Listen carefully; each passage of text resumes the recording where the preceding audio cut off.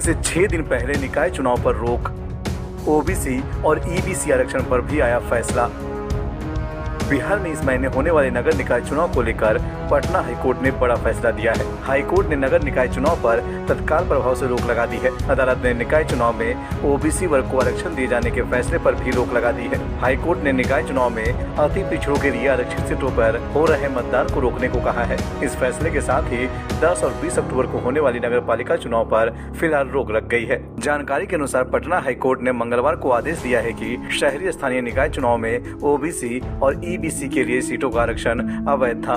High court ने कहा कि अति पिछड़ा वर्ग के लिए 20% आरक्षित सीटों को जनरल कर नए सिरे से नोटिफिकेशन जारी करे। साथ ही अदालत ने राज्य निर्वाचन आयोग से कहा है कि वो मतदान की तारीख आगे बढ़ाना चाहे तो बढ़ा सकता है। मुख्य न्यायाधीश संजय करोल और न्यायमूर्ति एस कुमार की खंडपीठ ने माना है कि राज्य सरकार ने सुप्रीम कोर्ट के फैसले के तहत बगैर ट्रिपल टेस्ट के ईबीसी को आरक्षण दे दिया। अदालत ने अपने आदेश में कहा है कि राज्य निर्वाचन आयोग सुप्रीम कोर्ट की गाइडलाइन का पालन किए बिना ही चुनाव करा रहा था। इसको लेकर आयोग को हाई कोर्ट ने फटकार भी लगाई। नगर पालिका चुनाव में बगैर ट्रिपल टेस्ट के पिछड़ा वर्ग को आरक्षण दिया गया था। इसे चुनौती देते हुए सुनील कुमार ने सुप्रीम कोर्ट में याचिका दायर की थी। सुप्रीम कोर्ट के आदेश पर हाई कोर्ट में इस मामले की सुनवाई चल रही है। गुरुवार को इस मामले पर आखिरी सुनवाई थी और मंगलवार को इस पर फैसला सुनाया गया। बता दें कि बिहार के 224 नगर निकाय में 4875 वार्ड के लिए चुनाव होना है। ये चुनाव 2 फेज में आयोजित किए जाएंगे। पहले चरण के लिए 10 अक्टूबर को वोटिंग होगी। इस चरण के लिए वोटों की गिनती 12 अक्टूबर को होगी। वहीं दूसरे चरण के लिए 16 अक्टूबर को नामांकन होगा। 20 अक्टूबर को मतदान और 2 दिन बाद वोटों की गिनती होगी। इस चुनाव में कुल बिहार के 1 करोड़ 14 लाख मतदाता वोट करेंगे। हाई कोर्ट के इस फैसले पर सत्ताधारी जेडीयू ने विरोध जताया है। जेडीयू संसदीय बोर्ड के अध्यक्ष उपेंद्र कुशवाहा ने नगर निकाय चुनाव में अति पिछड़ा आरक्षण को रद्द करने और चुनाव रोकने के हाई कोर्ट के फैसले को दुर्भाग्यपूर्ण बताया है। उन्होंने कहा है कि ऐसा फैसला केंद्र सरकार और बीजेपी की गहरी साजिश का नतीजा है।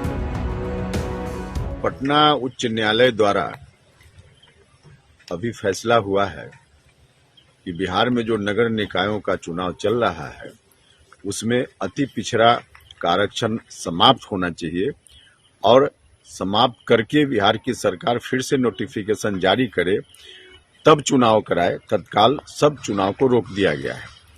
उच्च न्यायालय का यह फैसला काफी दुर्भाग्यपूर्ण है और केंद्र सरकार साथ ही भारतीय जनता पार्टी दोनों की गहरी साजिश का यह परिणाम है, क्योंकि आरक्षण जो मिला हुआ है या विभिन्न राज्यों में देने की बात चल रही है पंचायती राज संस्थाओं में, नगर निकायों में, उसके लिए कोर्ट ने कहा है कि इसको 3 टेस्ट से जांचने की जरूरत है, तब आरक्षण देना चाहिए।